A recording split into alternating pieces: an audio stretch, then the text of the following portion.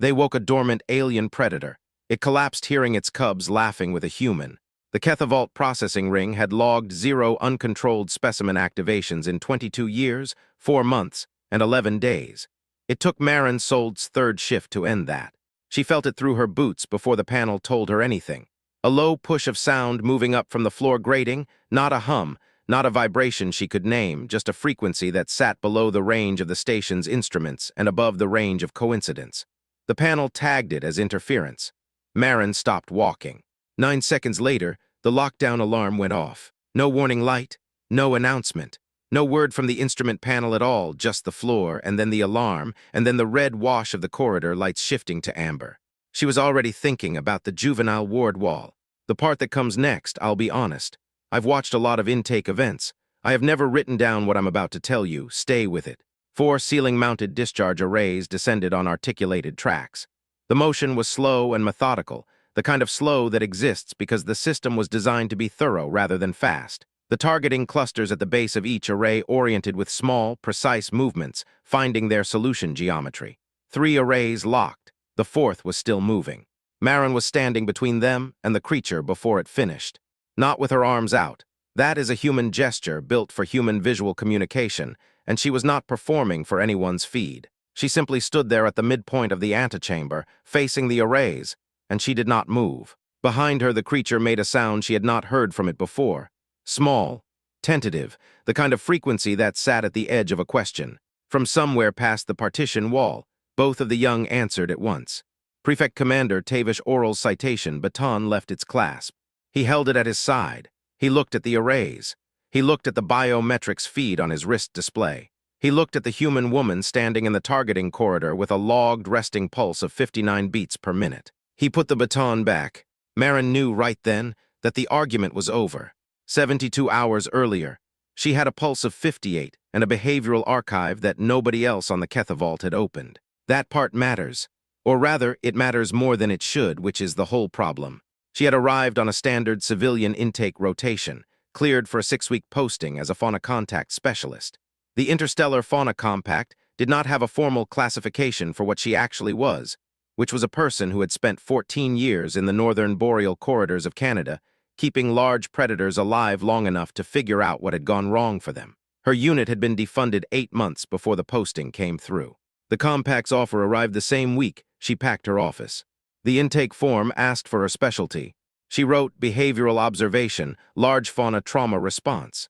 The intake officer had looked at this for a moment and then stamped it civilian general, contact grade. Marin had not argued. She had read the behavioral archive instead. Kethavalt processing ring was 5 levels of gray. That was the first thing she noticed. Not the gas giant it orbited, not the scale of the place, but the color. Every surface was the same flat, ablative gray. The corridor walls, the floor grating, the ceiling panels, the equipment housings. The outer hull had not been refinished in the facility's entire 22-year operational history, and it showed. The Kethavalt looked from the outside like something that had been waiting a long time to be demolished. From the inside, it was efficient. Every design decision had been made to prevent exit. None had been made to permit understanding. Marin spent her first 2 shifts noticing this. The instrument panel tagged it as noise. She had been walking intake corridor Solon 9 on her first morning when she felt it, before the animal was active, before anything in the logs suggested it would be. A low push through the floor. She had stopped walking, checked the panel readout, seen the auto-classification, acoustic anomaly, non-linguistic, source, specimen, filed under interference. She had stood there for a moment, feeling it move through the soles of her boots and written one line in her personal log. The panel is wrong about this. The standard intake protocol for a Category 9, and above fauna specimen ran to 47 steps. Marin had read all of them on her first night. Step 1 was sedation. Step 2 was sedation confirmation. Step 3 was a second sedation in case the first 2 had been insufficient. The protocol treated certainty as something you achieved by repetition. She understood the logic. She did not agree with it. Prefect Commander Oral ran his morning briefings in 11 minutes flat. She had timed him twice, not because she was suspicious, because she noticed patterns, and the pattern here was precise enough to be deliberate. Oral ran a tight station. His rear stabilizing stalk, a weight-bearing biological anchor that the Yethani produced under stress, never left the floor during his briefings. It pressed into the grating with the steadiness of something that had learned not to waver. He stood at the head of the briefing room, cited the day's protocols in order, and dismissed his staff with a consistency that Marin suspected was not efficiency, but armor. Cadet Tessavain took notes at the back of the room. She was Muruvi, small frame, four-fingered hands, and bioluminescent patches at her throat and collarbone that activated without her consent whenever she felt something strongly. During the morning briefings, she kept one hand pressed flat against her collarbone. Marin noticed this on day 1 and spent day 2 working out why. On day 2, she found out. The feeding cycle in the juvenile ward ran on a 4-hour rotation. Tessavain logged it every cycle, every intake accepted, every deviation. She had been doing it for 11 months. Her logs were meticulous and specific in the way that junior staff become specific when they are trying to prove they deserve to be there. Marin had pulled the logs on her second evening, not because anyone told her to, but because she had pulled the adult specimen's behavioral archive on her first night and found something that didn't sit right. No behavioral framework, no category for grief, no protocol for what an animal sounds like when it misses its young. The archive for KV primary, the Korath Vren adult, designated as such, ran to 214 entries over 16 days. The first 14 entries were detailed: sensory response data, metabolic readings, movement patterns during the initial sedation clearance window. Then around entry 15, the entries started shortening.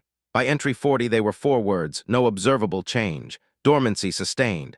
By entry 90, they were 3 words, dormancy, no change. The last 62 entries were all some version of this. The last entry had been filed 16 days before Marin arrived. She sat with that number for a while. Then she pulled Tessavain's feeding logs and laid them next to the behavioral archive on her screen. The match was not perfect. It did not have to be. Every entry in the behavioral log marked as agitation episode, the spikes in KV primary's sensory array activity, the brief rises in metabolic rate, the short durations of increased plate tension, corresponded within 4 minutes to a feeding event in the juvenile ward. Every one. Marin checked her pulse at her wrist, 58. She sat back in her chair and looked at the ceiling of her quarters and thought. Nobody looked. She had asked, on her third morning, who had checked whether any of the 41 intake specimens had been separated from family. This was not how she phrased it to Oral. She phrased it as a question about the compact's behavioral data collection methodology, because she had been doing this long enough to know that the question you ask is not always the question you mean. Oral had looked at her for a moment with the flat, controlled expression of a person who processes unknowns as procedural items rather than genuine questions. Behavioral data is collected within the intake window, he said. Post-intake, subjects are assessed for dormancy and filed accordingly. Assessed by whom? Senior analyst Brethvik holds the behavioral file. I know, I read it. She looked at him. Who does Brethvik report to? The clicking undertone in Oral's jaw, the lateral articulation of the Yathani jaw structure, faster under stress, was very faint. The protocol is reviewed quarterly. Marin thanked him and went to find the partition wall spec sheet. 19 compact facilities, 41 intake specimens, 41 deaths. She read that number on her third morning and it sat in her chest like something heavy. The file listed average time to death post-capture as 9 hours. It listed this under expected parameters for Category 9 and above fauna, not under outcome, not under result. Under parameters, as though 9 hours had always been the plan. Brethvik had logged the entries. Oral had reviewed them. Nobody had read them. Tessavain caught Marin in the corridor outside the partition wall spec access terminal, holding a printed material readout, and looking at it, the way Tessavain had learned, in 11 months, that people only look at things when they are holding a question they haven't said out loud yet. What are you looking for? Tessavain asked. Not sure yet, Marin said. Tessavain's patches, which had been professional gold all morning, shifted to a pale and uncertain amber. She pressed her hand to her collarbone, then seemed to realize Marin was not Oral and dropped it. She filed the answer, not sure yet, in the part of her documentation memory reserved for things that turned out to matter.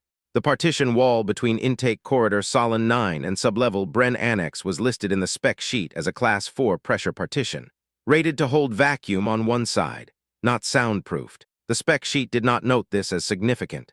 It was a structural detail, filed under material tolerance, reviewed once at installation and not again. Marin stood in front of the wall and put her palm flat against the alloy. Cold. A faint, ongoing vibration that the instruments had been logging for 16 days as interference. She thought the adult has been acoustically adjacent to her offspring the entire time. She thought every agitation episode in the log corresponds to a feeding event in the juvenile ward. She thought nobody thought to check the wall. Her wrist checked against habit, 58. The lockdown alarm had a sound she would not forget. Not because it was loud, it was, but that wasn't it. It was the particular pitch of a system designed by people who believed that the loudest possible sound was the clearest possible message. The amber corridor lights went red. The floor grating vibrated at a frequency she could feel even through her boots.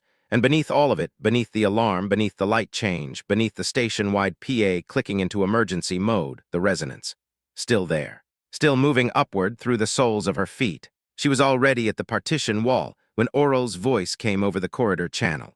Sold, immediate evacuation. Intake corridor Solon 9 is a restricted zone under Category 9 activation protocol. She had her palm on the alloy. The vibration was different now, faster, more urgent, not the slow subsonic pulse of the past 16 days, but something with an edge to it. KV Primary had been still for 16 days. She was not still now. Sold. I heard you. The evacuation route is behind you. I know, she kept her hand on the wall. Give me 10 minutes. A pause. She could hear the clicking undertone in Oral's jaw even over the channel. Authorization clears in 7. Then I need 9. She did not turn around. She heard him take one step, stop. The stalk, she imagined it locking deeper into the grating. She said without turning. The behavioral log for KV Primary has 62 consecutive entries that say no change. The last one was filed 16 days ago. Before that, every single agitation episode, every spike in the sensory array, every metabolic rise lines up within 4 minutes of a feeding event in the juvenile ward. The partition wall is pressure-rated Oral, not soundproofed. She has been hearing her offspring through that wall the entire time. Every entry labeled agitation episode is a response to feeding sounds. She's not dormant. She has been listening. Silence on the channel, 4 seconds of it. The protocol does not distinguish between activation causes. That's what I'm telling you the problem is. The inner corridor door to the antechamber was a manual override system, a failsafe, theoretically, in cases where the automated locks lost power. Nobody had used it in the Kethavolt's operational history. The keypad still had a factory calibration sticker on it, slightly yellowed at the edges, from the original installation. Marin keyed the sequence. The door opened. She took off her regulation vest, standard compact tissue. The orange that the Yethani used on their warning pulse emitters. The same orange that KV Primary's systems had been logging as a threat color for 16 days, and left it on the corridor floor. She went in. The antechamber was a 10-meter square of the same gray alloy as everything else on the Kethavolt. The air recycler had not been serviced in some time. She could smell the weeks of occupation in it. Dense and animal and close, not a bad smell, just a real one, the kind of smell that a 900-kilogram living thing leaves in a sealed space after 16 days. The monitoring cameras tracked her entry with small, automatic movements. The biometrics feed updated. KV Primary was across the room. She was larger than the data entry suggested. Or rather, the data entry had described her correctly: 6 limbs, 900 kilograms, dorsal ridge of pressure-reactive plates. But data entries did not prepare you for the way a thing of that mass oriented its sensory array. The 4 lateral clusters along the forward jaw ridge were forward-facing and attentive in a way that took up the room without the creature having to move. Her plates were not raised. They were not flat. They were at something in between that the monitoring system had no name for, because the monitoring system's taxonomy had been built to recognize 2 states, threat and dormancy, and this was neither. Marin sat down on the floor. She checked her pulse at her wrist, 58. KV Primary did not move. The resonance continued. Slower now, or rather it had been there all along at this pace, and the alarm had made her hear it as faster than it was. The low push of it moved through the floor, through the soles of her boots, through the bones of her feet. The monitoring equipment logged it as interference. She let it. She did not look at the creature directly. She had learned this a long time ago, in a much colder place, with an animal that weighed a great deal less and had a great deal more reason to run. Direct eye contact was a declaration. She was not here to declare anything. She breathed, she waited, she watched the middle distance. Her wrist, 58. Oral's voice in the antechamber speaker, quieter than the channel had been, as though he'd adjusted the output level deliberately. Sold, the authorization clock is at 4 minutes 30 seconds. I know. KV Primary's plate configuration is not on record. No, it wouldn't be. Her metabolic rate is a pause, the clicking undertone. The rate is dropping. Marin did not respond. She was watching KV Primary's sensory array, the 4 lateral clusters, all forward-facing, all very still. The creature had not looked at her directly since she sat down. She was looking at the wall, the partition wall, the one that was pressure-rated and not soundproofed. From behind it, very faint, a small sound. One of the young, active in the feeding cycle ward. KV Primary's array shifted. Not toward Marin, toward the wall. Marin stayed where she was, 58. 1609. Marin did not move toward the wall. She did not look at the creature. She did something Cadet Tessavain would spend 3 pages trying to describe in her incident report and ultimately file under the only category that fit: contact behavior, no existing classification. She dropped the pitch of her breathing. Not a hum, not a sound at all, not exactly, just air, pushed out slowly at a frequency low enough to sit in the same register as the resonance. Not the same sound, adjacent to it. The way an open hand resting on a table is adjacent to an offer without being one. You could miss it if you weren't listening for it. Most of the monitoring equipment did. KV Primary's sensory array went still. Not toward Marin, toward the wall, and then, slowly, with the careful attention of something that has been waiting a long time to be certain, back toward the center of the room. Her plates moved. They did not flatten all at once. It happened the way most true things happen, gradually and then completely. The forward set shifted first. Then the mid-dorsal ridge, 4 plates in a line that had been half-raised since the lockdown alarm sounded, settling one by one. The monitoring system had no category for this. It logged the change in plate angle under physical position update and filed it without interpretation. Oral's voice came through the speaker, very quiet, controlled. Her plates are going flat. Nobody answered him. It was not a question. Marin kept breathing. In, out, slow, the frequency held in her chest rather than her throat. Her wrist, 58. Outside the antechamber, she could hear the faint clicking undertone of Oral's jaw processing something it had not encountered in 19 years of protocol execution. From the juvenile ward, one of the young made a sound. It was thin and wavering, a version of the adult's resonance, but higher and uncertain, the way a child's voice sounds when it is trying to match a note it can almost reach. It came through the partition wall the way all sound came through it, freely, because the wall was pressure-rated and not soundproofed, because nobody had ever thought to check what that meant for a species that communicated in subsonic ranges. KV Primary lowered her head. Not a threat motion, not an alert. The sensory array clusters along her jaw ridge angled down and forward, toward the floor, toward the direction of the resonance's source, and she made a sound back, low, slow, the same subsonic push that had been moving through the station's grating for 16 days, but different now, the difference between a signal sent into silence and a signal sent in answer. The floor sensors registered a change in her weight distribution. Marin breathed. She did not move. She did not look. Oral on the channel. Her metabolic rate is SOLT. Her metabolic rate is doing something the instrument scale doesn't have a top number for. Going down. It's going down. I know. That's not... The clicking stopped briefly. That has not been recorded in a living specimen of her classification. No, Marin said. It wouldn't have been. Nobody's done this before. A longer pause. She heard his stalk shift on the grating, not locking deeper, just settling, the way something settles when it is no longer bracing. KV Primary's remaining plates flattened. All of them, in sequence, rear to front, each one lowering with a sound like a slow, stone exhale. The monitoring system updated its physical position log 6 times in 4 seconds, and then went quiet because there was nothing left to update. The creature was as still as anything that large had any right to be. The resonance continued, slower, settled into something that moved through the floor like a tide rather than a signal. Tessavain on the external feed, her voice very careful, the voice of someone who is trying not to change what they are watching by reacting to it. Oral, her plates, all of them. I see it. The juvenile ward's partition wall carried the second sound a moment later. Not one young this time. Both. 2 thin, wavering versions of the adult frequency, winding together in the imprecise way of things that share a sound before they share anything else. Not in unison. Almost. The way children are almost in unison when they are learning a song they already know they love. KV Primary's jaw ridge pressed gently toward the floor. Marin sat with her back to all of it and kept breathing and checked her wrist without looking. 58.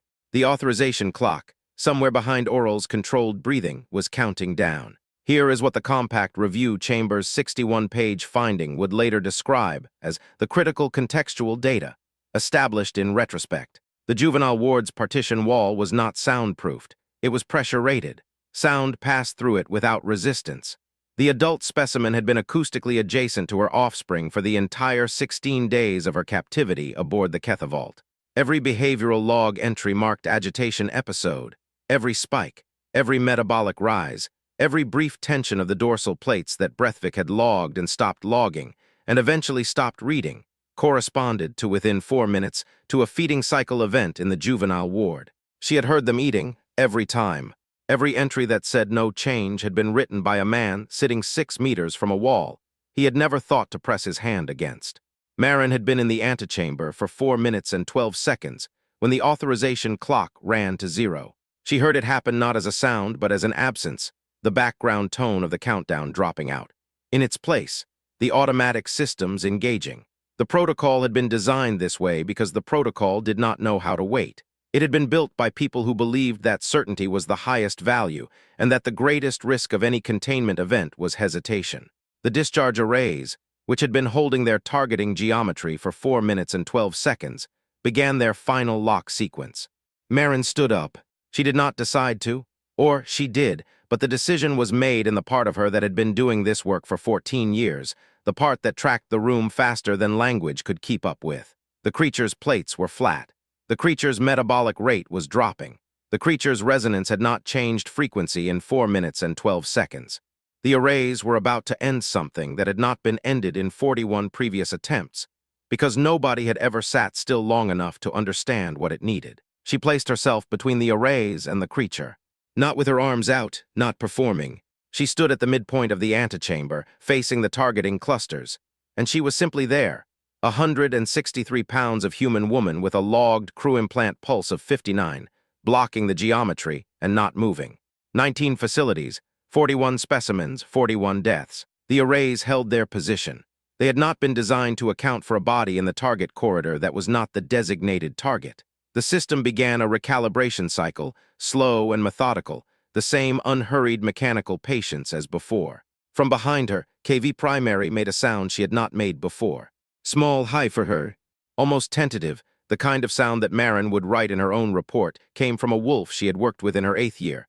An animal that had been alone in an enclosure for 8 months, and had one morning worked out that the partition had a second gate.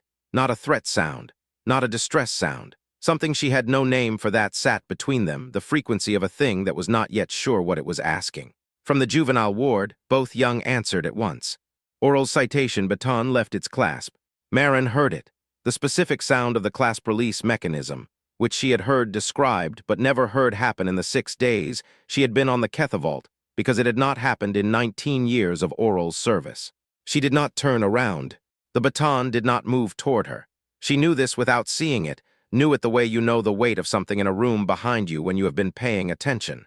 He held it at his side. She heard him take 1 step toward the antechamber door and stop. The arrays finished their recalibration and began a second targeting lock. She turned her head slightly, not toward Oral, not toward the creature, and spoke to the middle distance, where both of them could hear her. 19 facilities ran 41 specimens and got 41 deaths. Every one of those animals died inside a protocol that never once checked whether they had been separated from family. She kept her voice level, the way she had learned to keep it in small, cold spaces with large, frightened animals, because fear travels on sound faster than almost anything else. This creature is calm because she can hear her offspring through a wall, and she is getting an answer back. She has been awake and listening for 16 days. Every agitation episode in the log was her responding to a feeding sound she could hear and couldn't reach. That's the whole file. That's all of it. The recalibration cycle finished. The targeting clusters oriented. She did not move. The day this station gets its 42nd death, when it didn't have to, is not going to be today. Behind her, the resonance, slow and steady, moving through the floor. The baton, held at Oral's side for 4 seconds that Tessavain would later describe as the longest 4 seconds she had ever watched in real time. His chitin vest, which had been deep amber since the lockdown alarm, held its color. He looked at the arrays. He looked at the biometrics feed. He looked at the human woman with a logged pulse of 59, standing between live discharge weapons and a settled creature, not moving, not performing, just there. He put the baton back. Its clasp clicked closed. That specific sound in that specific silence. "Stand down," Oral said. "All arrays. Stand down." His chitin vest began, very slowly, to fade from amber, faster than Tessavain had seen it clear in 11 months of working beside him. The arrays lifted. The targeting clusters rotated to rest position. The articulated tracks retracted with the same slow, methodical patience as their descent, the system executing its stand-down sequence with the complete indifference of a mechanism that did not know what had just happened. Marin stood where she was until the last array cleared the ceiling mount. Then she turned around. Oral was at the antechamber door. His stabilizing stalk was not locked into the grating anymore. It was resting, the way it had never rested during any of the 11 morning briefings she had attended. He looked at her with the expression of a person who has just discovered that a category they had relied on for 19 years does not cover the thing in front of them. "Tell me," he said, "what happens next?" She looked at him for a moment. Behind her, the resonance continued, slow and floor-deep. "We move the young," she said, "and we write down what happened so the next person doesn't have to figure it out from scratch." The Kethavolt's alarm system had no protocol for gradual stand-down. It went from full lockdown to silence in a single toggle, every alarm at once, every light returning to standard, every PA channel clicking off in the same instant. The silence that followed was complete enough that 3 crew members independently noted it in their incident accounts, not as relief, but as a thing in itself, a texture they had not expected. Tessavane's bioluminescent patches went gold, not the uncertain amber of the earlier exchange in the corridor, not the careful, concealed gold of the juvenile feeding logs. Continuous and full, the color she had been pressing her hand over for 11 months, for every feeding cycle she logged while facing away from Oral so he wouldn't see it. She stopped pressing her hand over it. She let it be what it was. Oral filed his incident report in 4 hours. Standard processing time was 24. The report was notable for several things it did not contain. There was no entry under protocol violation for Marin's manual override of the antechamber inner door. There was no entry under unauthorized contact with Category 9 specimen. There was, under a heading that had not been used before in the Kethavolt's operational history, a single entry, procedural gap, identified authorization clock interaction with active behavioral event. Recommend framework review. That entry would become the basis for an amendment. It would take the compact review chamber 7 weeks to complete its finding. The finding ran to 61 pages. Most of them were procedural, methodology notes, chain of authority logs, a full review of the authorization clock's design specifications, and the circumstances under which the stand-down override had been issued without formal precedent. 73 footnotes. 14 appended case references. The operative sentence was 11 words. The mechanism of contact was not technique, it was presence. Moving the juveniles took 40 minutes. Nobody in the Kethavolt's 22-year operational history had ever needed to move a specimen toward another specimen rather than away from one. The relocation procedure did not exist. It had to be written in real time, in the corridor outside sub-level Bren Annex. On a handwritten form that Tessavane produced from the documentation kit, she carried on every shift because she was the kind of person who carried a documentation kit on every shift. She wrote the procedure while her patches glowed continuous gold. She stopped trying to hide them after the first page. The juveniles were smaller than Marin had expected, about 1/6 of the adult's mass, which she had known from the file, but the file had not told her they were loud. They produced the thin, wavering version of the adult resonance nearly continuously, the frequency shifting as they moved, not yet precise, still finding the range. The station's instruments logged it as interference, same as before. The pressure-rated partition wall came down in segments. On the other side, KV Primary raised her head. Her plates, which had been flat since the antechamber, did not rise. Marin was offered a role she accepted with one condition. The compact had no existing classification for a human who walks into an active Category 9 containment event with no weapon, no shield, and a resting pulse of 59. They created one. The title they assigned was long and institutional, and not what anyone actually called the position afterward. What they called it afterward was simply the civilian intake specialist whose intervention produced the first documented successful behavioral stabilization of a Category 9 and above specimen in compact history. That is how Oral phrased it in his formal recommendation to the Regulatory Division, without Marin's name throughout, as though the anonymity was a professional courtesy she had not asked for but that he had decided she deserved. Her condition: KV Primary and both juveniles received a permanent collocation designation. No future separation protocol. The compact processed the condition without objection, partly because it was reasonable and partly because nobody wanted to be the institution that separated them again. Oral submitted his framework recommendation 6 days later, unprompted. It ran to 6 pages. He had written the behavioral analysis of the agitation log correlation himself, which Tessavain noted in her own documentation with the careful neutrality of someone choosing not to remark on what it meant that he had. The recommendation requested suspension of the standard termination authorization clock in any intake scenario where juvenile specimens were held in acoustic adjacency to an adult. It did not use the phrase acoustic adjacency. That was Marin's phrase. Oral used auditory proximity parameters of co-housed specimen sets. Same thing, different language. The framework amendment passed without significant debate. The Kethavolt's instrument panels continued to log the resonance as interference for another 4 days, until a firmware update reclassified it. The new category was listed, at Tessavain's written request, as vocal communication, non-linguistic biological source. She had spent 2 evenings writing the request. She sent it to Oral for counter-signature. He signed it without amendment, which she also documented. What the instruments could not log, and did not try to, was the change in the sound. No warning, no ceremony, no audience. Marin was in the monitoring corridor, 2 days after the collocation, running a standard observation log when she felt it through the floor. She stopped writing. She pressed one boot sole flat against the grating.